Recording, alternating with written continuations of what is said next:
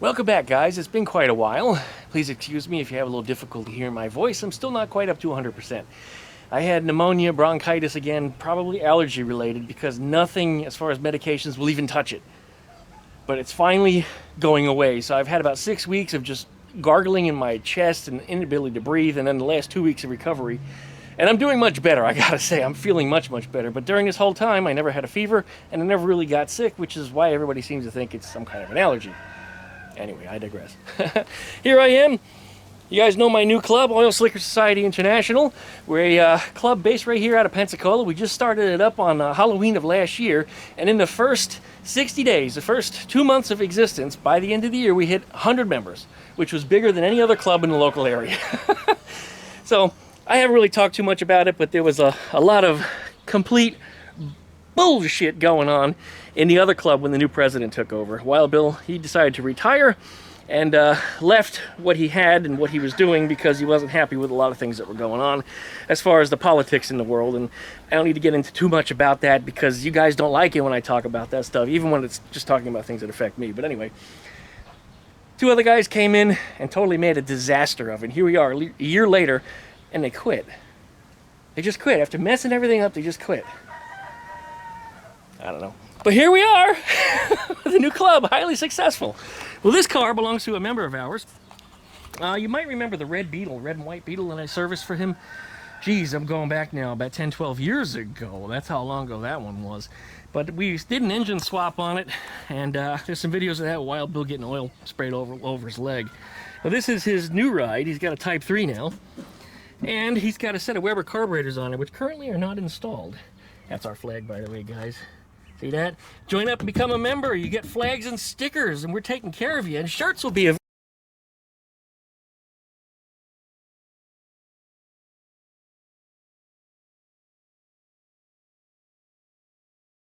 My video shut off. Oops. But shirts will be available soon, too. That's right. Anyway. So, he had me do a carburetor tune on here because he knows after watching the videos and seeing me do the things that I do over all these years that I'm the man for it. So I got the carbs apart over here temporarily. Yeah, I know everything's a mess and absolute disaster over here because I've been sick for several months and just been throwing things around. But I got his stuff over here in a safe spot. We're rejetting everything and cleaning these carburetors because they are quite scuzzy. So we'll get this thing put back together. But this, I believe, is a 72. Just checking the VIN number, which is not where it's supposed to be. Yeah, I believe it's a 72. It's got the hoggy nose on it.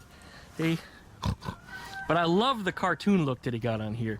And don't mind all the environmental fallout here. This is from this friggin' tree. If it wasn't dropping berries, it drops all these little floral bloom garbage.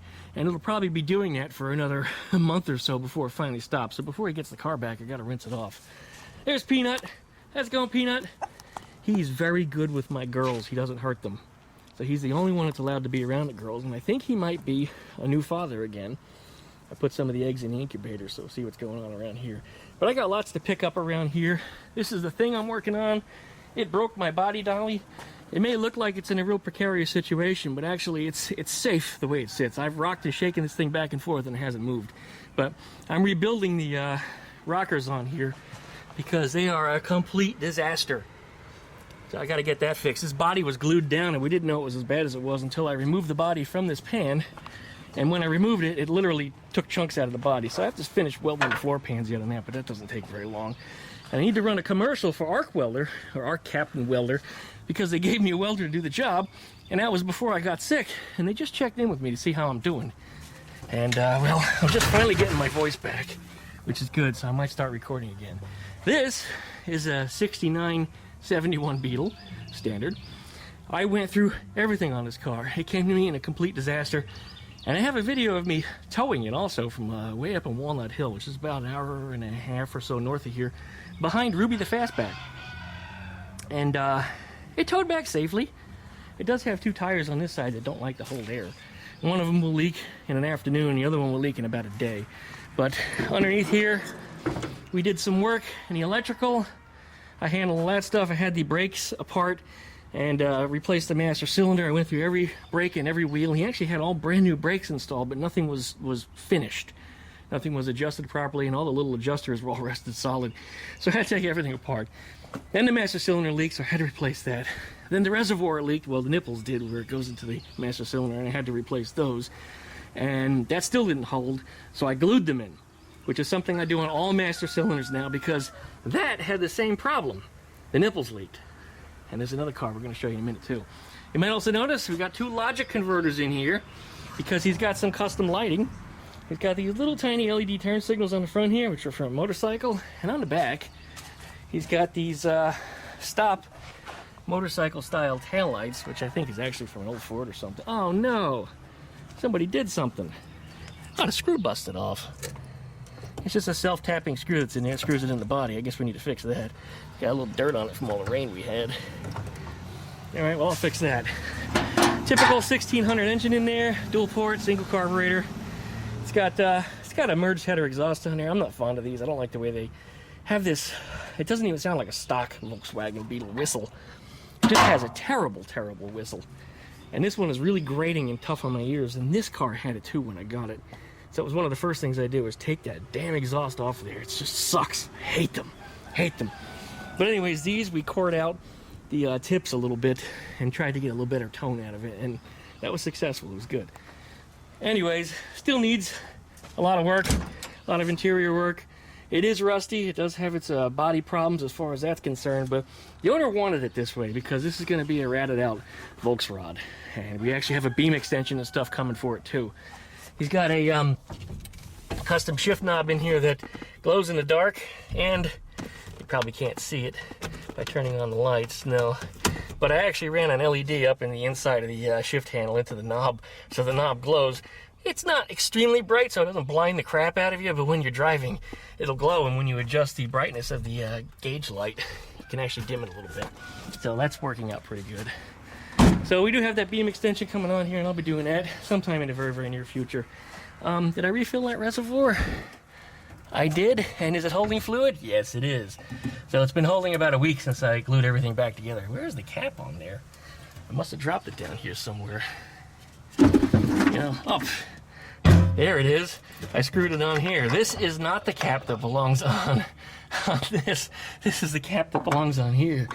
Well, it was getting dark when I did that, so that's why I did that. Anyway, I got to find the cap to this bottle. Let me take this out of here so I don't forget about it. As I walk past, I want to cap that back off because you don't want moisture getting in there in particular. All right, you guys know my 72 Beetle over here. This has been treating me really good. A couple weeks ago, the CV joint axles popped off. And that was a problem that the previous owner did have on his own, and I told him, don't get the China bolts because the last ones, they broke off. These just unscrewed, and I asked the guy that owned it, you know, did you torque them down properly? He said yes. Now I'm beginning to wonder if it was true, because every single bolt on both CV joints on both sides were loose. Every one of them. And then this side on the inner came out, just completely disassembled, and I was with Wild Bill coming back from lunch when it happened, and we just heard this bang underneath the chassis. I thought I ran something over. Anyway, when I pulled over, I looked underneath, everything's spinning free, and guess what? I didn't have my 12-point triple square tool with me to be able to tighten those things, so I had to drive home and get the tool, and there was a tow bar involved because I thought I was going to be towing, and I had to borrow a truck, and anyway, I fixed it on the roadside. I was able to drive it, but since I had 2 vehicles, I just ended up towing it back home, and that worked out just fine. But you can't see, but there's a trophy in here because I won a first place trophy at one of the Mardi Gras parades up in Monroeville, Alabama. Again, there's our club, Oil Slicker Society, guys. Oilslickers.com if you want to be a member. We got a brand new store that's loading up there soon. There'll be some merch. Again, there's a flag. And I am just overjoyed with this car. It's been treating me very, very well. It's been treating me very well. I mean, it's had its problems, don't get me wrong. I've had to fix a lot of things on it, but otherwise, overall, in general, it's been very good since I've gotten through them. And I've driven this thing thousands of miles at this point, all the way out as far as Biloxi, Mississippi, which is a little over 2-hour drive from here, both ways without a problem. And when I checked the oil after all that driving, it was still at level. You know, I didn't have to finally add any oil to it till much, much later. It's due for a change now. And I did notice that there's a small leak coming from this area, which is probably going to be the pressure sensor, because they have a tendency to leak out of the electrical terminal on the back side. Bad design, that's just the way they are. So I need to get to that eventually. And of course, there's my vintage 1972 license plate. This bus, this one is fun. This one has no door handles, as you can see. He came in here with some electrical issues he wanted me to go through, and it turned out the electrical issues were actually due to the remotes not being installed properly. The remote module on the inside, somebody actually snipped the ribbon cables right off of it, so the wires are just cut. So that just caused shortages and problems, and it would kill his battery after the car would sit for any amount of time. Anyway, after tracing the wiring, and as you can see in there, looking down, look at those wires. That's where the wiring harness goes. And again, looks like one of my stickers is there. I don't know, it's a reflection. Anyways, somebody, whoever it was, did a brand new wiring harness through here his own way and put the fuse box and everything on the floor in a position that I'm not too fond of. But anyway, there's a lot of sorting to get that right, and eventually I did. But overall, this car is, this bus is pretty cool. It's got a set of 928 phone dials on it from a Porsche. And how do I know they're from 928, not a 944? The offset. The 928s are pretty much flush, and 944s are dished about an inch.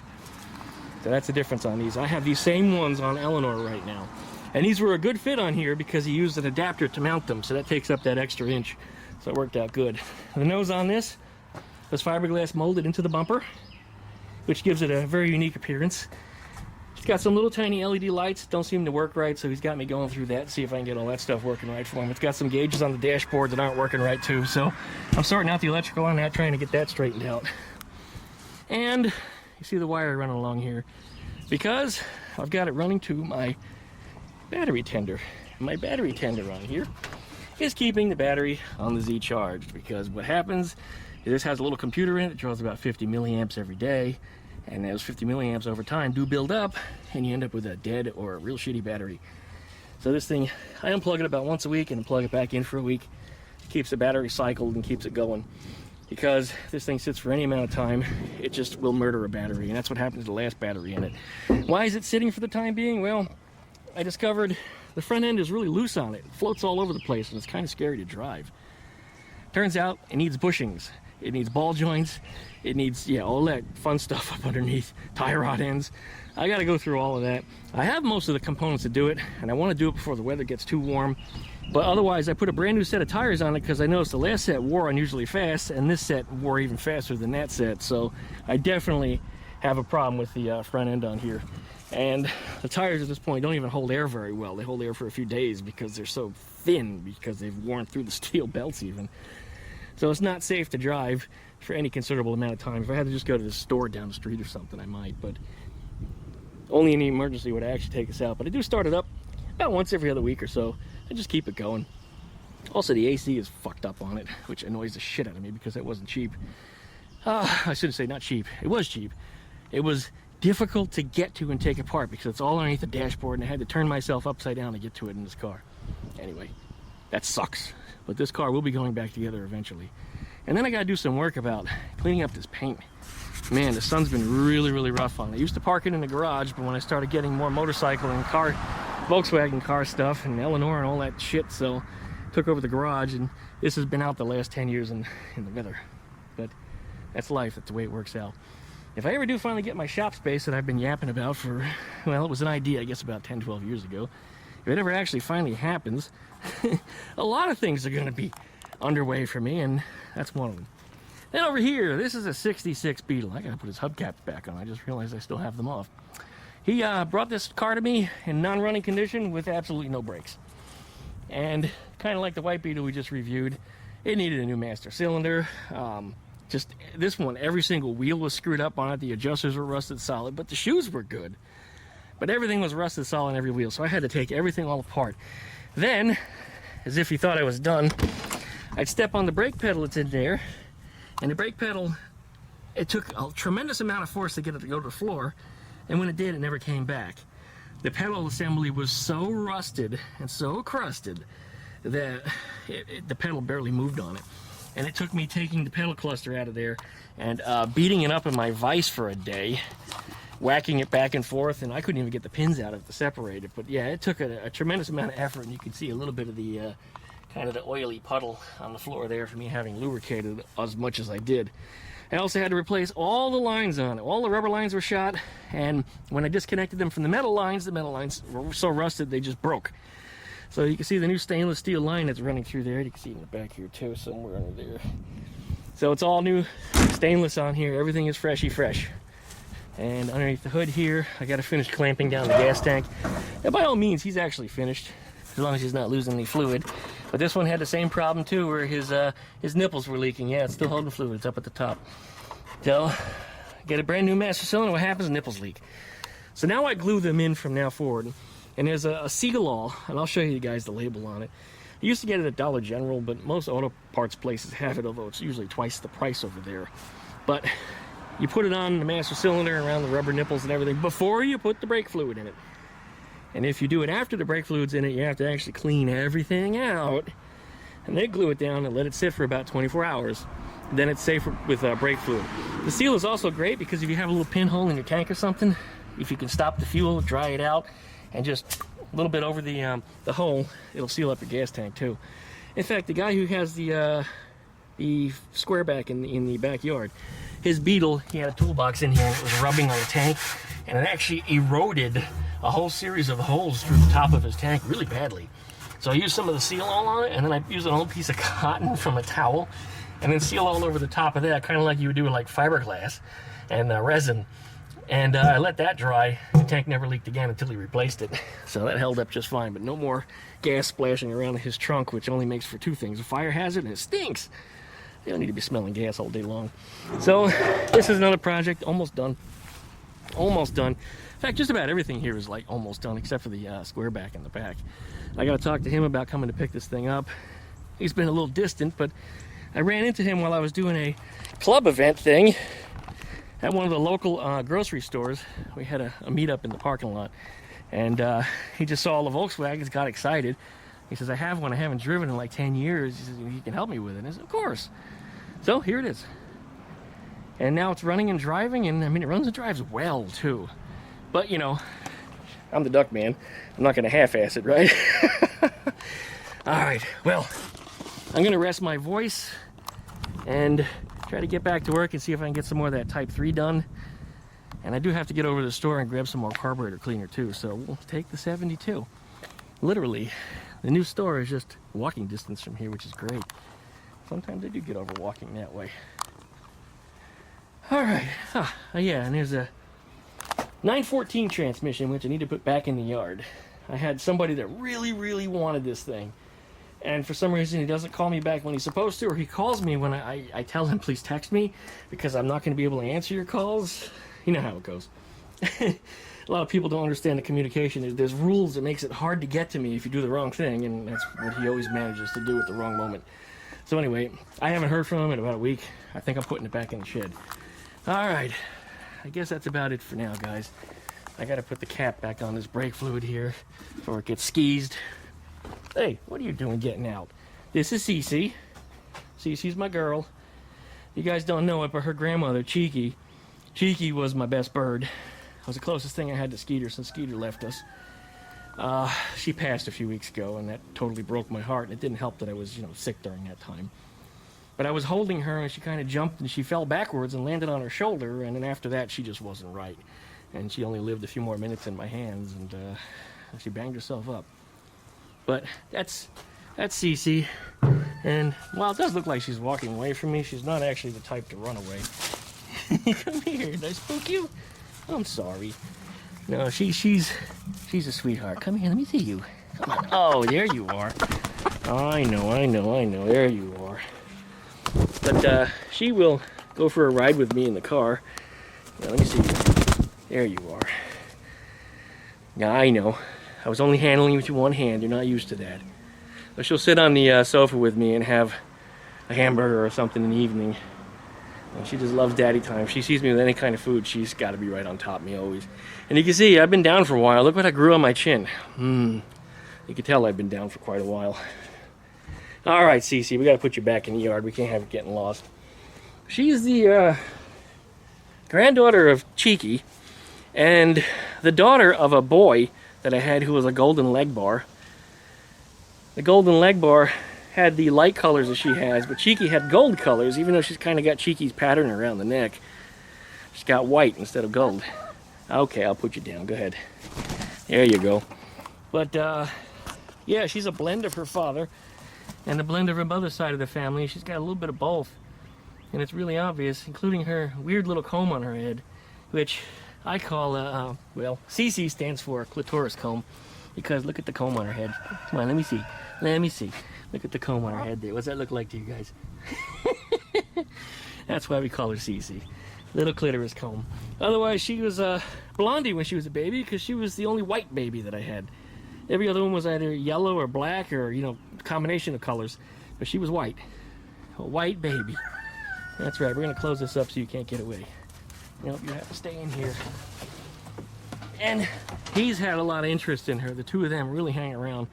They're both very, very good animals. Both very sweet. I could pick him up the same way and pet him. And, yeah, anyway. I'm tired, guys. Like I said, I'm getting better. It's still not the best. My voice is still 80%, I'd say. If it were a few days ago, I would have said 50%. But I'm doing much better already. So much better. And I'm glad for that. I need to take this out for a ride. The HIPAA store wants to see it out and about again. HIPAA store also wants to see me fix a lawnmower. So that one's next on the slate. Here's my arc welder right there. Arc Captain welder. I'll be doing the commercial for them too. Check them out. That works really nice. Very nice. It's, as far as the technology is concerned, light years ahead of what I was using before. Which was good, but this is much better by comparison. And then over here, you see my logic converters. This one was having a problem. The brake light circuit wasn't working, so I got my soldering iron out here and I was testing it on the fastback because it's the best way to do it. I actually put it in a live environment, and it turned out it was just a loose soldering joint on one of the pins. So I fixed that up, and that's working. That's actually the only one I have in stock. Believe it or not, guys, webfootenterprises.com, where you can buy these or you can buy my shift bushings, the Kraken bushings. They're selling like crazy. It's very hard to keep these in inventory. So I have to build up some more, and somewhere I have some more circuit boards that I ordered last time, and I can't find them. So I might have to order some more. So I'm on back order temporarily once this one goes anyway. So this one's going to ship out with the next, or maybe I'll just use it in here because currently I don't have one. I keep rotating them out. It gets installed on here for a day, and then someone wants it. All right, and also, Ruby. I did all that towing work, as I had mentioned to you. I drove an hour and a half north and an hour and a half back towing, pulling that red, or white Beetle rather, and then when I got home, a few days later, I started it up. It ran for 5-10 seconds, shut off, and never ran again. Getting plenty of fuel, and when I disconnect and reconnect the distributor from the coil, it'll spark, but it doesn't seem that it's sparking on its own from the electronic ignition. So I think I might have finally lost the first Pertronics ignition that I've ever cooked. And if that's the case, I mean, that's monumental to me. I have this old Empy electronics kit. Now, I have burned these up before, but like I said, I've never seen a Pertronics go, so this is the first. It's a little bit of a bummer that it did what it did, but I'm just glad it didn't do it days before when I was, you know, a 3-hour round trip away from home. Yeah, that would have just been absolute crap. But otherwise, Ruby is very dependable. She's a good driver. I had the trailer light set up on here because that's how I was testing the logic converter. And I see cat tracks up there because it poured the other day. So a cat was clearly in here taking shelter. I might need to set up the raccoon traps. In fact, it's sitting right over there. And perhaps relocate some cats, especially if they're getting in here and climbing all over my stuff, because I keep finding turds in the yard too that I keep stepping in. And I don't know about you, but when I get stepping in shit, it makes me really angry. It's bad enough with the chickens, but the good thing about chicken shit is chicken shit disappears because they scratch at it and it rains on it and it goes away. Cat shit will stay. It just stays like a dog shit. It'll just stay there until you come along and you step in it. So anyways, I guess that's going to be it for now. Licky, likey, comment, and subscribe. Don't forget to plug that dingle bell so you get updates every time I upload a video. Check out duckshit.net for all my different social media links. And we'll be back with some videos from my sponsors like the HIPAA store and for Arc Welder. Arc Captain, Arc Welder. Arc Captain. Arc Captain MIG Welder. I'll get it right yet. Oh, you're going to watch that video where I started recording it, guys, and I didn't have a beard. It was incredible that I was, yeah, anyway. Thanks for watching. We'll see you on the next go-around.